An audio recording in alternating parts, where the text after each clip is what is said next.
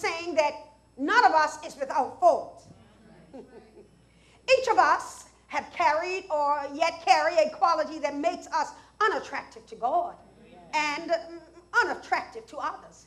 It is these faults, these spiritual blemishes that you must give over to God and allow the Spirit and the very presence of God to shift and change our lives so that those faults they'll never do what the enemy will want them to do. No.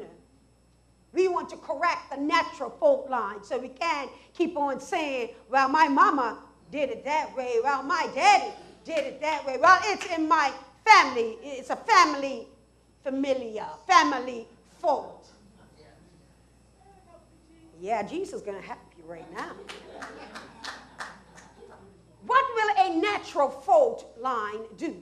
It will cause an earthquake. It will cause what was once seemingly solid and stable to break apart and be the ruin of many a people.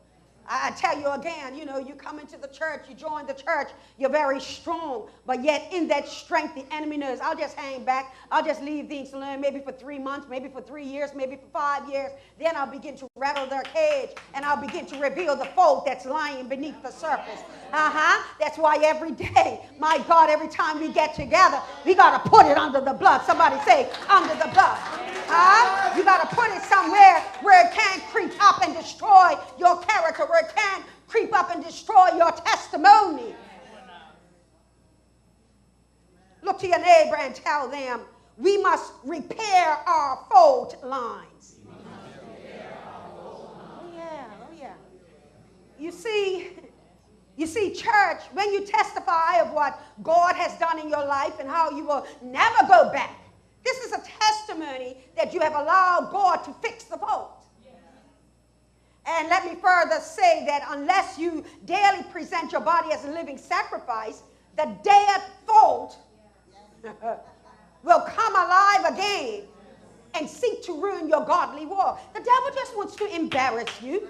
The devil just wants to make sure that everything that God has for you, that you never receive it. And that you end up saying, well, it must be all my fault. Yeah, it is, because you didn't put your fault under the blood. What if we all just decided today, can I talk about it, that we will take our own faults in our hands and we will bury our own faults. And I wouldn't look to you out of heaven and say, it's your fault. I wouldn't look to you, Deacon Richardson, and say, it's your fault. I would just put the fault under the ground, bury it, and plead the blood, and take on my responsibility of living a life that's pleasing to God. See, watch this now. Catch this, catch this.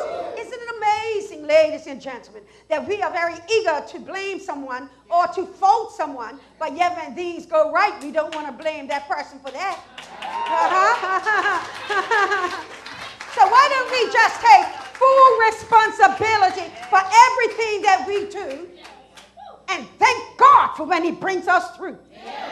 Oh, my God. So today we will look at another church leader. Another leader of God's people who was flawed.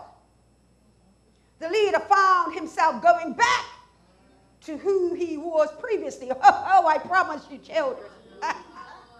I promise you, there's a testimony every day of somebody that went back. Some people in church today, and they're back. In other words, they're perpetrating being a saint today, but they're really back. Because as soon as they leave these hallowed walls, they'll behave the way that they know they ought not behave. I'm going to tell you again, it is up to each individual. It's no longer the blame game. I want to make sure that Shekinah Worship Center understands that we are a mature church. We are a grown church, and we just don't shift the blame. No, we take the blame, and then we take it to the cross of Calvary, and we put it under the blood, because we know the blood will never lose its